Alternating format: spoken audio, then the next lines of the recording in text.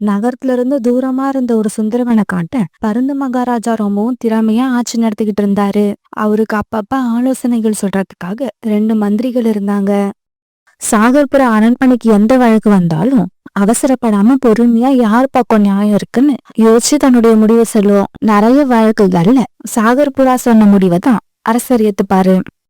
ஏன்னா காலுக்காகத்தால யார் பக்கம் உண்மை இருக்குன்னு சரியா கண்டுபிடிக்க தெரியாது. தன்னோட வாய்க்கு வந்த கருத்தை எல்லாம் சொல்லும்.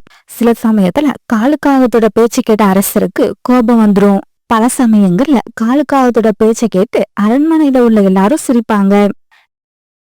இந்த நிலைமையில பருந்து மகாராஜாவோட அரண்மனைக்கு ஒரு நாள் ஒரு வித்தியாசமான வழக்கு விசாரணைக்கு வந்துச்சு. மந்திரி அவர்களே, இந்த பறவைகளுக்குள்ள என்ன பிரச்சனை? இந்த வழக்கு என்னன்னு சொல்லுங்க. இப்ப சோனா குருவி தாம் பக்கம் இருக்கிற நியாயத்தை பருந்து மகாராஜா கிட்ட சொல்லலாம்.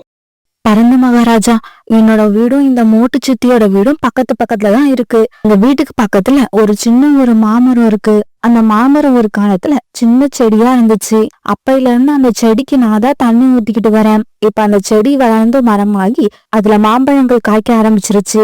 அந்த செடி இவ்வளவு பெரிய மரமா வளர்ந்ததுக்கு என்னோட கடின உழைப்பு தான் காரணம். ஒரு நாள் சாயங்காலம் அந்த மாமரத்துக்கு தண்ணி ஊத்துறதுக்காக போனேன். அப்ப பக்கத்து வீட்டுல இருக்கிற இந்த மோட்டு சித்தி என்னோட மாமரத்துல இருந்த மாம்பழங்களை ஒரு கூடை நிறைய பறிச்சு வச்சிருந்தாங்க. அதை பார்த்த உடனே எனக்கு கோபம் வந்துருச்சு. மோட்டு சித்தி, யாரை கேட்டுக்கிட்டு இந்த மரத்துல இருந்த பழங்களை பறிக்கிறீங்க?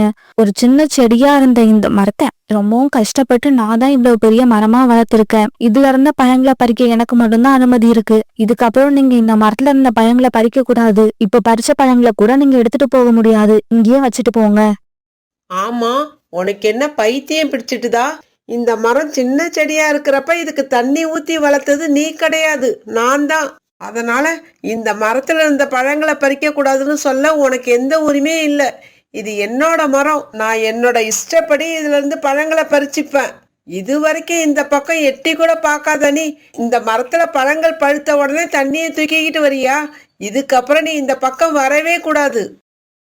இதுதான் மகாராஜா நடந்தது. சின்ன வயசுல இருந்து தண்ணீர் ஊற்றி நான் வளர்த்த அந்த மாமரத்தை இப்ப இந்த மோட்டு சித்தி வந்து என்னோடதுன்னு போய் சொல்றாங்க. இதுக்கு ஒரு நல்ல தீர்ப்பு நீங்க தான் சொல்லணும். மோட்டு சித்தி, இப்ப நீங்க என்ன சொல்ல விரும்புறீங்களோ அத பருந்து மகாராஜா கிட்ட சொல்லுங்க. நான் என்னத்த சொல்ல போறேன்? நான் கஷ்டப்பட்டு வளர்த்த மாமரத்துல பழங்கள் பழுத்து இருக்கிறத பார்த்துட்டு இந்த சோனா குருவிக்கு பேராசை வந்துடுச்சு.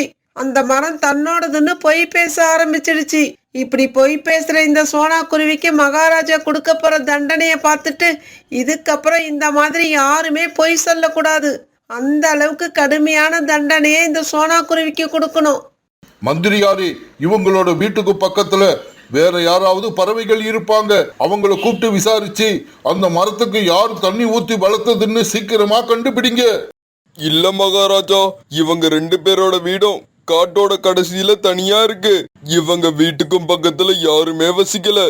அதனால இந்த மரம் செடியா இருக்கும் போது தண்ணி ஊத்தி வளர்த்தது யாருன்னு யாருக்குமே தெரியாது. அப்படியா? அப்புறம் இந்த வழக்குக்கு நாம தீர்ப்பு எப்படிதான் சொல்ல முடியும்? காலு மந்திரியாரே, இந்த வழக்குல உண்மையை கண்டுபிடிக்க ஏதாவது வழி இருக்கா? நான் உண்மையை கண்டுபிடிச்சிட்டேன் மகாராஜா. நீங்க அனுமதி கொடுத்தீங்கன்னா அந்த செடியை தண்ணி ஊத்தி வளர்த்தது யாருன்னு இப்பவே சொல்லுவேன். அப்படியா? உங்களுக்கு உண்மை தெரிஞ்சிருக்குன்னா அந்த உண்மையை தாராளமா இந்த சபையில சொல்லலாம். அந்த செடியை சின்ன வயசுல இருந்து கஷ்டப்பட்டு வளர்த்தது இந்த மோட்டு சித்தியா தான் இருக்கும். அதனால அந்த மரம் மோட்டு சித்திக்கு தான் சொந்தம்னு நீங்க தாராளமா தீர்ப்பு சொல்லலாம். காலு மந்திரியாரே, நீங்க எதை வச்சு அந்த மரம் மோட்டு சித்திக்கு தான் சொந்தம்னு சொல்றீங்க? 2 பேரும் பேசுறப்ப கவனிச்சிங்களா? சோனா குருவி பேசுறப்ப அதுக்கு கொஞ்சம் கூட மூச்சு வாங்கவே இல்லை. ஆனா இந்த மோட்டு சித்தி பேசுறப்ப அவங்களுக்கு நிறைய மூச்சு வாங்குது. அப்படின்னா என்ன அர்த்தம்? என்ன அர்த்தம்னு எங்களை கேட்டா எப்படி? அதையும் நீங்க தான் சொல்லணும். அதாவது இன்னைக்கு கூட மோட்டு சித்தி தான் அந்த மரத்துக்கு தண்ணி ஊத்திட்டு வந்திருக்காங்க. அப்படி வேலை செஞ்சுட்டு வந்ததாலதான் அவங்களுக்கு மூச்சு வாங்குது. எந்த வேலையும் செய்யாத சோனா குருவிக்கு மூச்சு வாங்கவே இல்லை. இதுதான் என்னோட முடிவு. காலுக்காக இப்படி சொல்லி முடிச்ச உடனே அரண்மனையில இருந்த எல்லாரும் அதை கேட்டு சிரிக்க ஆரம்பிச்சாங்க. சாகர் மந்திரியாரே, காலுவோட பேச்சை விட்டு தள்ளுங்க. உங்க மனசுல என்ன தோணுது? உங்களால அந்த மரம் யாருக்கு சொந்தம்னு சொல்ல முடியுமா? கண்டிப்பா சொல்லுவேன் மகாராஜா. ஆனா எனக்கு அதுக்கு ஒரு நாள் டைம் வேணும். நாளைக்கு இந்த மரம் யாருக்கு சொந்தம்னு என்னால சொல்ல முடியும். அப்படின்னா இந்த வழக்கு விசாரணைய நான் நாளைக்கு ஒத்தி வைக்கிறேன். நாளைக்கே விசாரிச்சு நாளைக்கே இந்த வழக்குல தீர்ப்பும் சொல்லப்படும். மகாராஜா இப்படி சொன்ன உடனே சோனா குருவியும் மூட்டு சுத்தியும் அங்க இருந்து தங்களுடைய வீடுகளுக்கு பறந்து போனாங்க. அந்த சமயத்துல சாகர்புரா தன்னுடைய வீட்டுல 2 அரண்மனை வீரர்கள் கூட இப்படி பேசிக்கிட்டு இருந்தது. வீரர்களே, உங்க 2 பேர்ல ஒருத்தர் சோனா குருவி வீட்டுக்கு போங்க, இன்னும் ஒருத்தர் மோட்டு சித்தி வீட்டுக்கு போங்க. மந்திரியாரே, நாங்க அங்க போய் என்ன செய்யணும்னு சொல்லுங்க. இந்த வழக்கோட தீர்ப்பு உங்களுக்கு சாதகமா இருக்கணும்னா சாகர் மந்திரி 20 பொற்காசுகள் லஞ்சம் கேட்டாருன்னு சொல்லுங்க. நீங்க அப்படி சொன்ன உடனே அவங்க எப்படி உங்களுக்கு பதில் சொல்றாங்கன்னு தெரிஞ்சுக்கிட்டு அத அப்படியே என்கிட்ட வந்து சொல்லுங்க. சாகர்புரா சொன்னதை கேட்டுட்டு அந்த வீரர்கள் 2 பேரும் பிறகு அங்கிருந்து பறந்து போனாங்க. மோட்டு சித்தி, உங்களோட வழக்கு சம்பந்தமா ஒரு முக்கியமான விஷயம் பேசணும். சொல்லுங்க வீரரே, என்ன விஷயம்? எனக்கு சாதகமா தீர்ப்பு வந்துருமா? உங்களுக்கு சாதகமா தீர்ப்பு வரணும்னா நீங்க எனக்கு 20 பொற்காசுகள் லஞ்சம் கொடுக்கணும். அப்படி கொடுக்க நீங்க தயாரா இருந்தா சாகர் மந்திரியார்கிட்ட எப்படியாவது பேசி நாளைக்கு வரப்போற தீர்ப்பு உங்களுக்கு சாதகமா இருக்கிற மாதிரி செய்வேன். அப்படியா? இப்பவே கொடுக்கறேன். நான் இந்த வழக்குல எப்படியாவது ஜெயிச்சாகணும். அப்பதான் இந்த சோனாக்குருவியோட திமிரை அடக்க முடியும். இப்படி சொன்ன மூட்டு சுத்தி உடனே 20 பொற்காசுகளை எடுத்துக்கிட்டு வந்து அந்த அரண்மனை வீரர்கிட்ட கொடுத்துச்சு. அந்த பொற்காசுகளை வாங்கின அரண்மனை வீரர் உடனே அங்கிருந்து பறந்து போனாரு. சோனா, உங்களோட வழக்கு சம்பந்தமா உங்ககிட்ட ஒரு முக்கியமான விஷயம் பேசுறதுக்காக வந்திருக்கேன். சொல்லுங்க, என்ன விஷயம்? நீங்க 20 பொற்காசுகள் லஞ்சமா கொடுத்தீங்கன்னா சாகர் மந்திரியார்கிட்ட எப்படியாவது எடுத்து சொல்லி இந்த வழக்குல உங்களுக்கு சாதகமா தீர்ப்பு வர வைப்பேன். நேரத்தை கடத்தாம இப்பவே 20 பொற்காசுகளை சீக்கிரமா எடுத்து கொடுங்க. வீரரே, அந்த மரத்தை செடியில இருந்து தண்ணீர் ஊத்தி வளர்த்தது நான். அப்படி இருக்கிறப்ப நான் எதுக்கு மத்தவங்களுக்கு லஞ்சம் கொடுக்கணும்? இங்க பாருங்க, நீங்க சொல்றது உண்மையா கூட இருக்கலாம். இருந்தாலும் தீர்ப்பு உங்களுக்கு சாதகமா வரணும்னா 20 பொற்காசுகள் நீங்க கொடுத்தே ஆகணும். அப்படி ஒண்ணும் லஞ்சம் கொடுத்து இந்த வழக்குல ஜெயிக்கணும்னு எனக்கு அவசியம் கிடையாது. உண்மை என் பக்கம் இருக்கு. நான் எப்படி இருந்தாலும் ஜெயிப்பேன். நீங்க சொல்றதெல்லாம் அந்த காலம். ஒண்ணு நல்லா ஞாபகம் வச்சுக்கோங்க, உண்மை உங்க பக்கமே இருந்தாலும் உங்களுக்கு சாட்சி சொல்றதுக்காக கடவுள் இறங்கி வந்துட மாட்டாரு. ஒருவேளை இந்த வழக்குல நான் தோத்து போனா கூட கவலைப்பட மாட்டேன். என்னைக்காவது ஒரு நாள் நீதி கண்டிப்பா ஜெயிக்கும். ஆனா லஞ்சம் கொடுத்து இந்த வழக்குல நான் ஜெயிக்கிறத விரும்பல. நீங்க முதல்ல இங்க இருந்து போங்க, இல்லனா பருந்தரசர் கிட்ட உங்களை பத்தி கம்ப்ளைண்ட் பண்ண வேண்டி வரும். சோனாக்குரு இப்படி கோவமா சொன்ன உடனே அந்த அரண்மனை வீரர் அங்க இருந்து பறந்து போயிட்டாரு. மறுநாள் பொழுது விடிஞ்சிச்சு. மகாராஜா இந்த வழக்குல என்ன திருப்பி சொல்ல போறாருன்னு அரண்மனையில உள்ளவங்க எல்லாரும் ரொம்ப ஆவலா இருந்தாங்க. சாகர் மந்திரியாரே, இந்த வழக்கு சம்பந்தமா உங்களோட கருத்து என்னன்னு நான் தெரிஞ்சுக்க ஆசைப்படுறேன். மகாராஜா, இந்த வழக்குல என்னோட கருத்து என்னன்னு தெரிஞ்சுக்கிறத விட நேத்து சாயங்காலம் நடந்தது என்னன்னு நீங்க தெரிஞ்சுக்கிறது தான் முக்கியம். இப்படி சொன்ன சாகர் மந்திரி பிறகு நேத்து சாயங்காலம் அரண்மனை வீரர்களை சோனாக்குருவி வீட்டுக்கும் மூட்டு சித்தி வீட்டுக்கும் அனுப்பின விஷயத்தையும் அதுக்கு அவங்க என்ன பதில் சொன்னாங்க அப்படிங்கிற விஷயத்தையும் மகாராஜா கிட்ட தெளிவா எடுத்து சொன்னாரு. இப்படி சொன்ன சாகர் மந்திரி பிறகு மூட்டு சித்தி லஞ்சமா கொடுத்த 20 பொற்காசுகளை எடுத்து அரசர்கிட்ட கொடுத்தாரு. சாகர் மந்திரி, உங்களோட புத்திசாலித்தனம் ரொம்ப பிரமாதமா இருக்கு. இந்த வழக்குல யார் பக்கம் உண்மை இருக்குங்கிறத ரொம்பவும் அருமையா கண்டுபிடிச்சிட்டீங்க. இப்படி சொன்ன பரந்த மகாராஜா பிறகு தன்னுடைய தீர்ப்பை சொல்ல ஆரம்பிச்சாரு. இந்த வழக்குல தோத்தாலும் பரவாயில்ல, நீதி என்னைக்காவது ஒரு நாள் ஜெயிக்கும்னு சொன்ன சோனா குருவிதான் நேர்மையான குருவி. அதனால அந்த மாமரம் இந்த சோனா குருவிக்கு தான் சொந்தம்னு நான் தீர்ப்பு சொல்லுறேன். அதே சமயம் குறுக்கு வழியில அடுத்தவங்க சொத்தை அடைய நினைச்ச மோடி சித்திக்கு 1 வருஷம் கடுங்காவல் சிறை தண்டனை விதிக்கிறேன். மகாராஜாவோட தீர்ப்பை கேட்ட உடனே அரண்மனை வீரர்கள் மூட்டு சித்தி எழுத்துக்கிட்ட போய் சிறையில அடைச்சு வச்சாங்க. வழக்குல தோத்து போனாலும் பரவாயில்ல, நேர்மையா நடக்கணும்னு நினைச்ச சோனா குருவிக்கு மகாராஜா நிறைய வெகுமதிகளை கொடுத்து வீட்டுக்கு அனுப்பி வச்சாரு. அன்னைக்கு சோனா குருவி பியூட்டி மேல ரொம்பவும் கோபமா இருந்தது. இன்னைக்கு மட்டும் பியூட்டி ஸ்கூல்ல இருந்து லேட்டா வரட்டும், அதுக்கப்புறம் அவளுக்கு இருக்கு. ஏன்னு கேட்டா ஒவ்வொரு நாளும் விதவிதமான காரணம் சொல்றா. இன்னைக்கு அவ எந்த காரணத்தை சொன்னாலும் நம்ப மாட்டேன். கண்டிப்பா அவளுக்கு அடி கொடுப்பேன். அன்னைக்கு ஸ்கூல் விட்டதும் பியூட்டி தன்னோட ஸ்கூல் பேக் எடுத்துக்கிட்டு வழக்கம் போல வீட்டுக்கு திரும்பி வந்துகிட்டு இருந்தா. பியூட்டி இப்படி வந்துகிட்டு இருக்க சமயத்துல ரீட்டாகினி தன்னோட வீட்டு வாசல்ல கீழே விழுந்து கிடந்தது. எனக்கு உதவி பண்ணுங்க, என்னை யாராவது கொண்டு போய் பருந்து டாக்டர் ஹாஸ்பிட்டல்ல சேருங்க. ஐயோ அம்மா, இடுப்ப வலிக்குதே. ரீட்டாகினி இப்படி கத்துறத பார்த்த பியூட்டி உடனே அது பக்கத்துல போய் உட்கார்ந்தது. ஆண்டி ஆண்டி என்னாச்சு உங்களுக்கு? ஏன் இப்படி சத்தம் போடுறீங்க? பியூட்டி பியூட்டி, என்னை எப்படியாவது சீக்கிரமா கொண்டு போய் பருந்து டாக்டர் ஹாஸ்பிட்டல்ல சேர்த்துடு. நான் முட்டையிட வேண்டிய நேரம் வந்துருச்சுன்னு நினைக்கிறேன். ஆனா என்னாச்சுன்னு தெரியல. எனக்கு வலி ரொம்ப அதிகமா இருக்கு. ஆண்டி கவலைப்படாதீங்க, நான் இப்பவே போய் ஏதாவது ஆட்டோவை அழைச்சிக்கிட்டு வரேன். இப்படி சொன்ன பியூட்டி தன்னோட ஸ்கூல் பேக் அங்கேயே போட்டுட்டு ஆட்டோ ஸ்டாண்டுக்கு அவசர அவசரமா பறந்து போச்சு. ஆனா பியூட்டி அங்க போய் ரொம்ப நேரம் உட்காந்துருந்தும் எந்த ஆட்டோவும் வரவே இல்லை. பியூட்டிக்கும் பக்கத்திலேயே ஆட்டோவை எதிர்பார்த்து இன்னொரு பறவையும் உட்கார்ந்துருந்தது. உடனே பியூட்டி அந்த பறவை கிட்ட இப்படி பேச ஆரம்பிச்சது. ஆண்டி இங்க ஆட்டோ எப்ப வரும்? தெரியலம்மா, நானும் காலையில இருந்து உட்கார்ந்துருக்கேன். இன்னும் ஒரு ஆட்டோ கூட வரல. இதுக்கப்புறம் இங்க ஆட்டோவை எதிர்பார்த்து உட்கார்ந்துருக்கிறது புத்திசாலித்தனம் இல்ல. நம்ம வேற ஏதாவது செஞ்சு ரீட்டா ஆண்டிய ஹாஸ்பிட்டலுக்கு கொண்டு போகணும். இப்படி நினைச்ச பியூட்டி உடனே அங்க இருந்து பறந்து போச்சு. பியூட்டி ரீட்டாவை எப்படி காப்பாத்தலான்னு யோசிச்சுக்கிட்டே பறந்து போறப்ப வழியில காலுக்காகத்தோட வீட்டு வாசல்ல ஒரு வண்டி நிக்கிறத பார்த்துச்சு. அந்த வண்டியில தான் காலுக்காக வாழைப்பழம் வியாபாரம் பண்ணிக்கிட்டு இருந்தது. அன்னைக்கு காலுக்காக வியாபாரத்துக்கு போகாததால அந்த வண்டி காலுக்காக வீட்டு வாசல்லயே நின்னுகிட்டு இருந்தது. நமக்கு வேற வழியே இல்ல. ரீட்டா ஆண்டியை தூக்கி இந்த வண்டியில வச்சுதான் நம்ம ஹாஸ்பிட்டலுக்கு தள்ளிக்கிட்டு போகணும். இப்படி யோசிச்ச பியூட்டி பிறகு அந்த வண்டியை தள்ளிக்கிட்டு ரீட்டாவோட வீட்டுக்கு போச்சு. இந்த சமயத்துல சோனா குருவி பியூட்டியை எதிர்பார்த்து ரொம்ப கோபத்துல உட்காந்துருந்தது.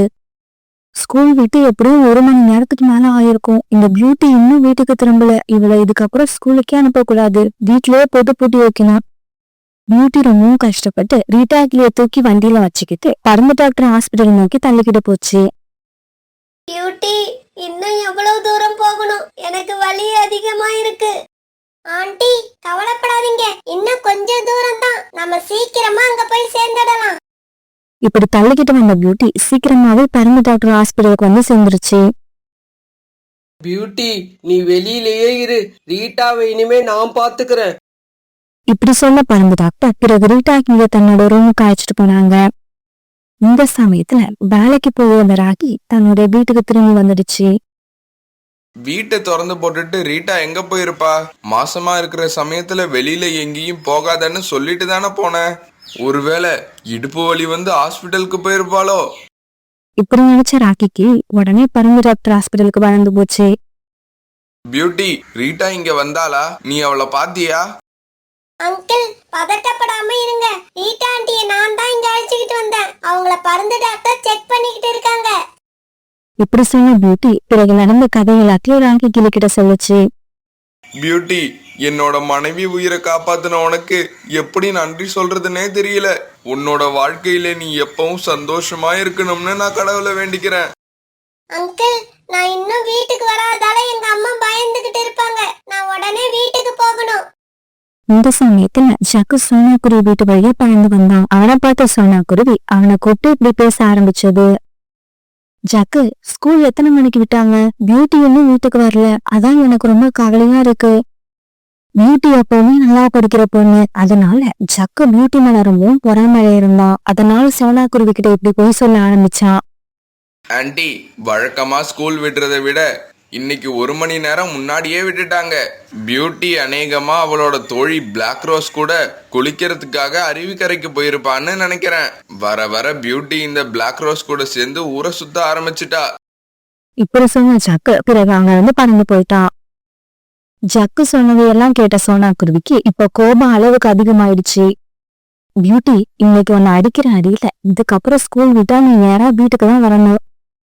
சோனா குருவி இந்த மாதிரி யோசிச்சுக்கிட்டு இருக்க சமயத்துல பியூட்டி தன்னோட வீட்டுக்கு திரும்பி வந்துச்சு. பியூட்டி, அதுக்குள்ள எதுக்கு வீட்டுக்கு வந்த? பிளாக் ரோஸ் கூட நல்லா குளிச்சுட்டு நாளைக்கு வந்து இருக்கலாமே. அம்மா வந்து பியூட்டி, தயவு செய்து என்கிட்ட எந்த காரணத்தையும் சொல்லாத. ஜக்கு என்கிட்ட எல்லா உண்மையும் சொல்லிட்டான். நீ இதுக்கப்புறம் என்கிட்ட எதையும் மறைக்க முடியாது. வர வர நீ அதிகமா போய் பேச ஆரம்பிச்சுட்ட.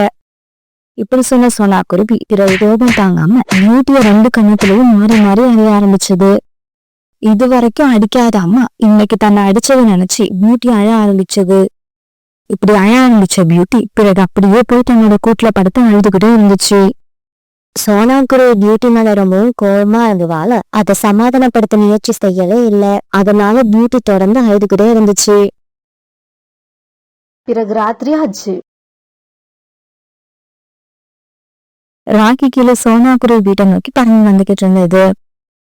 இப்படி பறந்து வந்த ராக்கி கிளி சோனா குருவி வீட்டு கதவை தட்ட ஆரம்பிச்சது. வீட்டு கதவு யாரோ தட்ட சத்தம் கேட்டதும் சோனா குருவி கதவை திறந்துக்கிட்டு வெளியே வந்துச்சு. சோனா, இந்த இனிப்பை எடுத்துக்க. பியூட்டி மாதிரி ஒரு குழந்தை பிறக்க நீ கொடுத்து வச்சிருக்கணும். இப்படி சொன்ன ராக்கி பிறகு ஒரு ஸ்வீட் பாக்ஸ சோனா குருவி கிட்ட கொடுத்துச்சு. திடீர்னு ராத்திரில வந்து ஸ்வீட் பாக்ஸ கொடுத்துட்டு ராக்கி இப்படி சொன்ன உடனே சோனா குருவிக்கு எதுவுமே புரியல. ராக்கி, நீங்க என்ன சொல்ல வரீங்கன்னு எனக்கு புரியல, கொஞ்சம் தெளிவா சொல்லுங்க. என்னோட மனைவி ரீட்டா இப்ப 2 முட்டையிட்டு இருக்கா. பியூட்டி மட்டும் சரியான சமயத்துல ரீட்டாவை கொண்டு போய் ஹாஸ்பிட்டல்ல சேர்க்கலன்னா இந்நேரம் அவ உயிரோட இருந்திருக்கவே மாட்டா. இப்ப என் மனைவி உயிரோட இருக்கிறதுக்கும் என்னோட சந்தோஷத்துக்கும் காரணம் உன்னோட பொண்ணு பியூட்டி தான். இப்படி சொன்ன ராக்கி கிளி பிறகு நடந்தது எல்லாத்தையும் சோனா குருவி கிட்ட சொல்லுச்சு.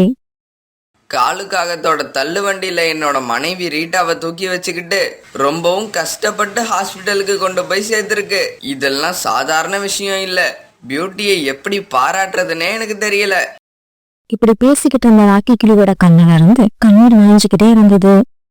பிறகு எல்லா கதையும் சொல்லி முடிச்ச ராக்கி கிளி அங்கிருந்து பறந்து போயிடுச்சு. பிறகு தன்னுடைய வீட்டுக்குள்ள போன சோனா குருவி பியூட்டிய பார்த்துச்சு. பியூட்டி இன்னும் அழுதுகிட்டே படுத்திருந்துச்சு.